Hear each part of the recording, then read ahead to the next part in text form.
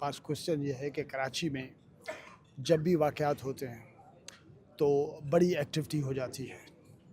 इस गुल प्लाज़ा के वाक़े के बाद what is that so special that we expect from you, जो प्रैक्टिकली हमें नज़र आए और हफ़्ते 15 दिन महीने में डिसिपेट ना हो जाए? आपकी बात आपने बिल्कुल सही निशानदेही की कि हम लोग बहैसियत कौम सानेहा जब होता है तो सब जागते हैं, बड़ी बड़ी बातें की जाती हैं और फिर कहीं ना कहीं वो बातें छुप सी जाती हैं। एक्शन का फुकदान है। हमें एक्शन ओरिएंटेड होने की ज़रूरत है और एक्शन ओरिएंटेड हम उस तरह हो सकते हैं, हम सानेहे से सीखें और प्रोएक्टिवली ऐसी पॉलिसीज़ बनाएं, उनको इन्फोर्स कराएं कि खुदा न खास्ता मुस्तकबिल में इस तरह का कोई सानिया ना हो। और ये कोई मुश्किल चीज़ नहीं है। हर बिल्डिंग के अंदर फायर सेफ्टी एग्ज़िट होती है। ये हमारी थोड़ी सेल्फिशनेस है, थोड़ी ख़ुद पसंदी है कि हम उस फायर सेफ्टी एग्ज़िट को या तो ख़त्म कर देते हैं या उसको सुकेड़ देते हैं। तो अगर हम वो करना छोड़ दें, बिल्डिंग कंट्रोल का जो डिपार्टमेंट है उसको ये देखने की ज़रूरत है कि जब कंप्लीशन सर्टिफिकेट दिया जाता है उसमें अगर वायलेशन इस तरह की है तो किसी वायलेशन की उनको इजाज़त नहीं देनी चाहिए। हम बहैसियत दुकानदार या ऑक्यूपेंट हमें सोचने की ज़रूरत है कि हमारी दुकान में, हमारे दफ्तर के अंदर ऐसे आलात होने चाहिए कि उसको हम लोग इमीडिएट जो डैमेज है उसको कंट्रोल कर सकें। तो इन तमाम चीज़ों के ऊपर मुतहरक तरीके से काम करने की ज़रूरत है।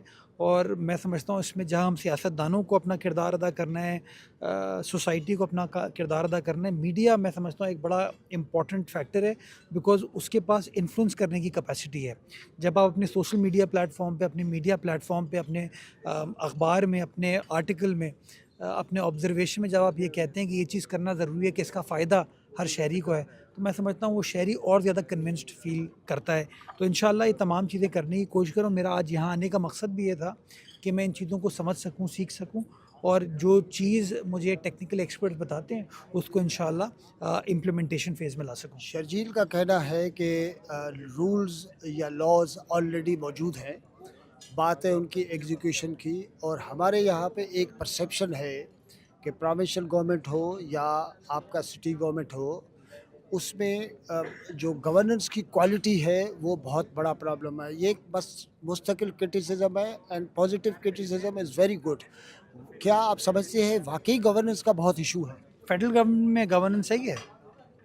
यही तो हम चेरी पिकिंग करते हैं ना कि कहाँ वो ठीक है, कहाँ वो ख़राब है। मैं समझता हूँ ओवरऑल हमारी सोसाइटी के अंदर आपकी खराबी को तो अपनी खराबी से जस्टिफाई नहीं कर सकते नहीं, ना वाह टू भाई। Two two wrongs do not make a right, but मैं कहना ये चाह रहा हूँ कि ओवरऑल मुआशरे के अंदर बड़ा फुकदान आ गया है। हमें सोचने की ज़रूरत है, हमें अपने निज़ाम को ठीक करने की ज़रूरत है। और बहैसियत कौम जब तक हम इस चीज़ को एक्सेप्ट नहीं करेंगे कि ये गलतियाँ हैं, कमी है, कोताही है, हम आगे नहीं बढ़ सकते। हमें जहाँ कोई कोताही बताई जाती है उसको हम एड्रेस करने की कोशिश करते हैं।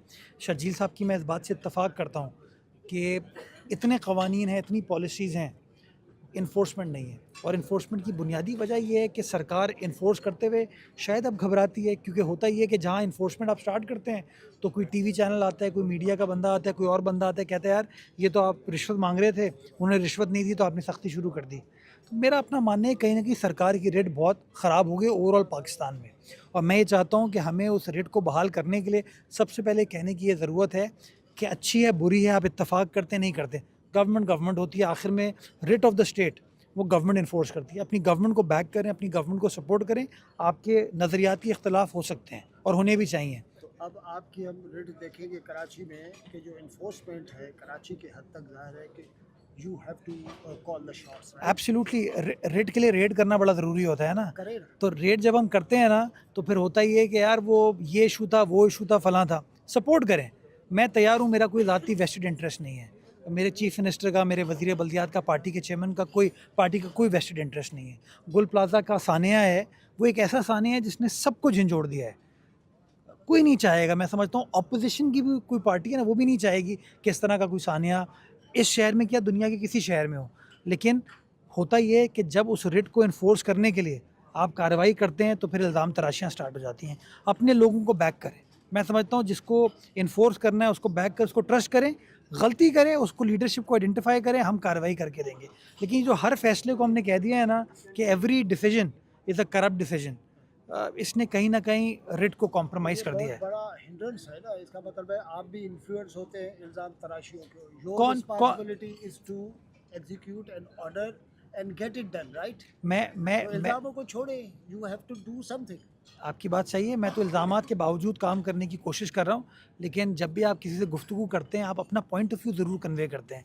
देखिए ना, गाड़ी के 4 पहिए हैं, वो 4 पहिए अगर डिफरेंट डायरेक्शन में जाएंगे तो गाड़ी आगे नहीं बढ़ पाएगी। अगर हमें ये मुल्क के 4 पहिए हैं, उन चारों पहियों को एक ही स्ट्रेंथ में आगे जाने की ज़रूरत है। हम सबको ये सोचने की ज़रूरत है, अगर गाड़ी का ड्राइवर किस तरह गाड़ी चला रहा है, उसके ऊपर बाहर बैठे हुए लोग भी फैसला कर रहे होंगे, यार गाड़ी सही नहीं चला रहा, तो फिर कहीं ना कहीं प्रॉब्लम आएगी। तो इन्फोर्समेंट में ये हमें दिक्कत आई है। मैं चाहता हूँ, ये मेरे लिए प्रॉब्लम नहीं है, ये ओवरऑल हमारी सोसाइटी के लिए इस वक्त प्रॉब्लम है, और इसको अगर हमें रिजॉल्व करना है, हम सबको मिलकर काम करने की ज़रूरत है। मैं अपने हिस्से का काम करने को तैयार हूँ, थोड़ा काम आप करें, थोड़े और लोग काम करें, इंशाल्लाह united we stand, will be able to move forward. One last question, जो बिल्डिंग्स इनसिक्योर है, जहाँ पे कोई सेफ्टी नहीं है, उनको वाकई इस दफ़ा री इंश्योर किया जाएगा? इसके चांसेस हैं कि कोई भी बिल्डिंग अनसेफ न रहे? देखिए, जो अनसेफ बिल्डिंग्स हैं, उनकी कैटेगराइजेशन तो हो चुकी है। जब उनको इविक्ट करने का नोटिस दिया जाता है तो शहरी जो हैं वो कोऑपरेट नहीं करते, और ये इस बुनियादी वजह वो कहते हैं ये 50 लाख 60 लाख 80 लाख रुपए का हमारा जो अपार्टमेंट है, हमारी जमा पूंजी है, हम कैसे छोड़ के चले जाएं। और उस वजह से वो कभी कभार बात सही भी है। बात सही है, एब्सोल्युटली, उन्होंने जमा पूंजी अपनी लगाई हुई है। तो उसके अंदर गवर्नमेंट अब इंश्योरेंस का concept by way of law making introduce कर रही है कि आप इमारतों को इंश्योर करें, अपनी चीज़ों को इंश्योर करें, ताकि खुदा ना खास्ता जब कोई इस तरह का ख़तरनाक लम्हा हो तो आप सिर्फ जो है ना अपनी जायदाद का ना सोच रहे हो कि मेरे पास छत कहाँ से आएगी, वो इंश्योरेंस के ज़रिए आप फिर रिकवर कर पाएँ अपनी चीज़ों को। Thank you thank you sir, शुक्रिया शुक्रिया।